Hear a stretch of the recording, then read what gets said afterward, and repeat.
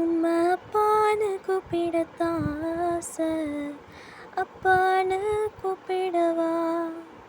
உம்மை அம்மான்னு கூப்பிடத்தான் ஆசை, அம்மான்னு கூப்பிடவா?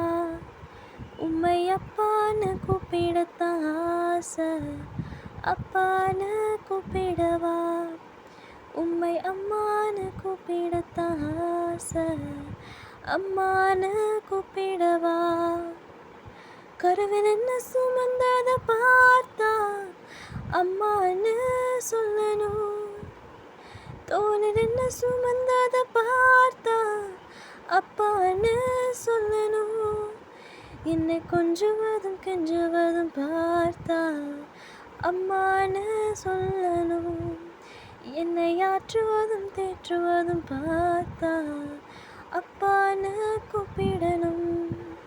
என்னை கொஞ்சுவதும் கெஞ்சுவதும் பார்த்தா அம்மான்னு கூப்பிடணும். என்னை ஆற்றுவதும் தேற்றுவதும் பார்த்தா அப்பான்னு கூப்பிடணும். உம்மை அப்பான்னு கூப்பிடத்தான் ஆசை, அப்பான்னு கூப்பிடவா? உம்மை அம்மான்னு கூப்பிட ஆசை, அம்மான்னு கூப்பிடவா? காலை வேளை தியான விளக்கியாக இயேசு கிறிஸ்து நாமத்தில் உங்களை வாழ்த்தி வரவேற்கிறேன். எரேமியா தீர்க்கதரிசியின் புத்தகம் 32ஆம் அதிகாரம் 15ஆம் வசனம். இனி இந்த தேசத்தில் வீடுகளும் நிலங்களும் திராட்சை தோட்டங்களும் கொல்லப்படும் என்று இஸ்ரவேலின் தேவனாகிய சேனைகளின் கர்த்தர் சொல்கிறார் என்றேன். இனி இந்த தேசத்தில் வீடுகளும் நிலங்களும் திராட்சை தோட்டங்களும் கொல்லப்படும் என்று இஸ்ரவேலின் தேவனாகிய சேனைகளின் கர்த்தர் சொல்கிறார் என்று சொல்லி ஒரு ஆச்சரியமான ஒரு வசனத்தின் மூலமாக, அற்புதமான ஒரு வசனத்தின் மூலமாக நம்மோடு ஆண்டவர் பேசுகிறார். இந்த தேசத்தில் இனிமே வீடு, நிலம், திராட்சை தோட்டம் எல்லாம் வாங்குவாங்க அப்படின்னு சொல்கிறாரு. அப்படின்னா ஒரு ஆசீர்வாதத்தை கட்டளையிடுற ஆவிக்குரிய ஆசீர்வாதங்களும் உலக பிரகாரமான ஆசீர்வாதங்களையும் அங்கே நம்ம வாக்கு பண்ணுகிறார் ஆண்டவர். வீடுகள் அப்படின்னு சொல்லும்போது அங்கே என்ன அப்படி இருக்குன்னா சந்தோஷம் இருக்கும், சமாதானம் இருக்கும், நிம்மதி இருக்கும். அதான் வீடு. இப்போ நம்ம எங்கேயாவது அலைஞ்சிட்டு வந்தோம்னா நமக்கு வீட்டுக்குள்ளே வந்தால் தான் ஒரு நிம்மதியாக இருக்கும். நல்லா ரெஸ்ட் எடுத்துக்கலாம், உட்காந்துக்கலாம். நம்ம வீடு எங்கே போனாலும் நம்ம வீட்டில் வந்து இருக்க மாதிரி இருக்காதுல்ல. அப்போ வீடுகள் அப்படின்னு சொல்லும்போது அது ஒரு சமாதானத்தை குறிக்கக்கூடிய ஒரு இடமா இருக்குது. இப்போது 2 விதமாக நம்ம என்ன செய்யலாம் எடுத்துக்கலாம். ஆவிக்குரிய ஆசீர்வாதத்தில் சமாதானம், உலக பிரகாரமான ஆசீர்வாதம்னா வீடுகள்.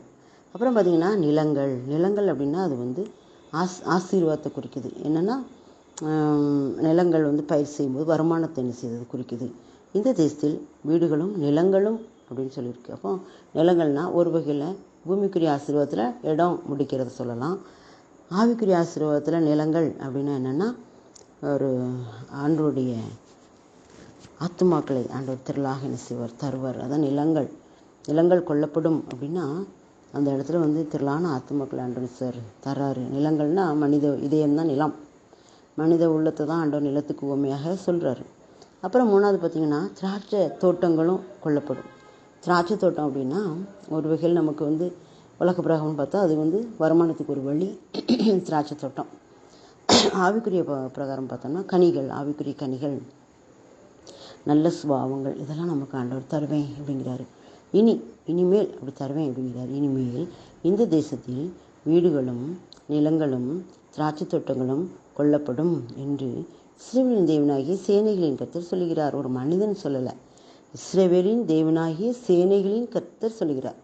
இஸ்ரவேலின் தேவன், அவர் சேனைகளின் கர்த்தர். எத்தனை நாமம் பாருங்கள், அவர் சொல்கிறார். அப்போ அவர் சொன்ன வார்த்தை பொய்யா போகுமா? இனிமே இந்த தேசத்தில் நமக்கு ஆசீர்வாதம் தான். வீடுகள் கிடைக்கி, நிலங்கள் கிடைக்கி, திராட்சை தோட்டம் கிடைக்கி. அப்புறம் பார்த்திங்கன்னா சமாதானம் கிடைக்கி, ஆத்துமாக்கள் கிடைக்குது, ஆவியின் கனிகள், சுபாவங்கள், நல்ல சுபாவங்கள் கிடைக்குது. இது எல்லாம் ஆண்டவர் நிச்சயம் தரேன் அப்படின்னு வாக்கு பண்ணுறாரு. நாம் அவருடைய வார்த்தையை விசுவாசிப்போம். ஆண்டவர் நிச்சயமாகவே அவருடைய வார்த்தையின்படியே நம்மை நடத்துவார். நாம் விசுவாசத்தால் எதையும் பெற்றுக்கொள்ளலாம்.